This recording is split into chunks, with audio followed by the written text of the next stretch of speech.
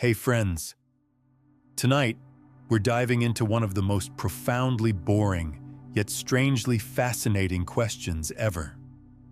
How the heck did medieval people sleep?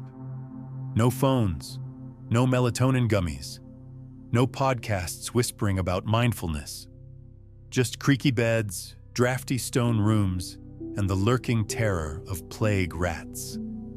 So before we slip into the sheets of history, hit that like button if you're feeling cozy, subscribe if you're genuinely curious, and drop me a comment telling me where you're listening from and what time you're planning to pass out tonight. Dim the lights, put on your softest socks. Let's explore how medieval folks managed to catch some Z's and why they often didn't. Imagine your medieval bedroom. It's pitch dark. The only light comes from a guttering tallow candle that smells like beef soup left out too long. You're lying on a mattress stuffed with straw, feathers, or sometimes moss. Sounds quaint? Let me tell you, the Dark Ages earned their name after sunset. Night wasn't just sleep time. It was when thieves, spirits, and real-life animals prowled. Wolves, rats, sometimes actual human raiders. So medieval folks didn't just tuck in and drift off. They barricaded their doors. In towns, city gates were locked after curfew. In the countryside, people piled furniture against the door.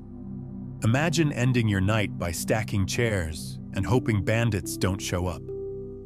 Sleep was a daily risk assessment. Here's the real mind-blower. Medieval folks didn't sleep in one single stretch like we do. Nope. They had first sleep, second sleep. People went to bed not long after dark. Around midnight, they'd wake up. Not for a snack, not to scroll Instagram, but because waking up in the middle of the night was normal. This watch time was used for praying, reading, stoking the fire, chatting with your spouse, or sneaking out for, well, a different sort of medieval exercise. Even priests wrote sermons warning people not to get too friendly during these midnight hours. Then, people went back for second sleep until dawn. Imagine being medieval and thinking, ugh, I've been cursed. I woke up at 2 a.m. Nope, that was expected. Let's talk about beds. If you were rich, you had a canopied bed with heavy curtains. This wasn't just for show, it was survival. Stone castles were freezing. The bed curtains trapped warm breath and body heat, creating a tiny sauna that smelled vaguely of sweat, wet wool, and dusty velvet.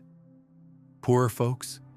They might sleep on sacks of straw on the floor, and straw gets buggy. Bedbugs? Medieval problem. Fleas, lice, all just standard bed companions. Some medieval texts literally advised shaking out bedding daily to avoid pestilence. And pillows? A luxury. Many folks just balled up their cloak under their head. Romantic, right? Privacy didn't exist. Families slept together.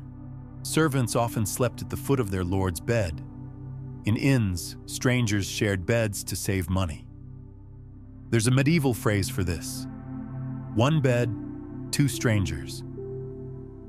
Imagine climbing into bed with a total stranger because it's cheaper. Then trying to sleep while hoping the guy next to you doesn't drool, steal your purse, or stab you.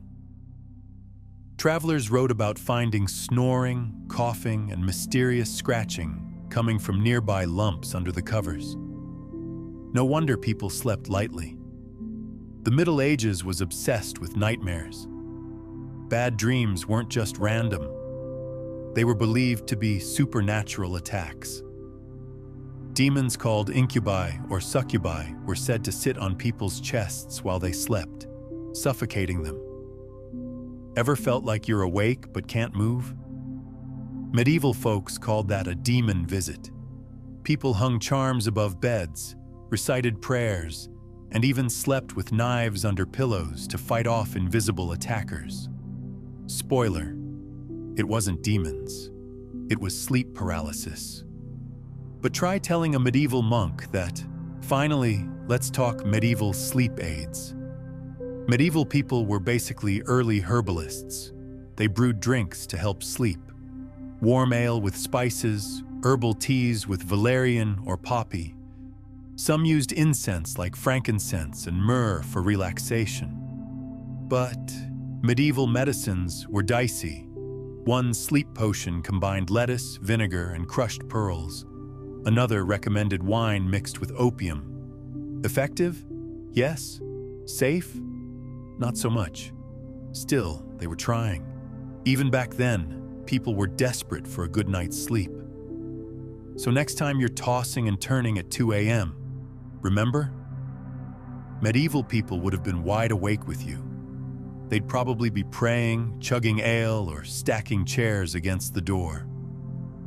Thanks for drifting back in time with me tonight. If you enjoyed this medieval insomnia session, hit that like button, subscribe for more weird, boring history, and leave me a comment about your own midnight habits. Until next time, may your dreams be demon-free and your straw mattress flea-free.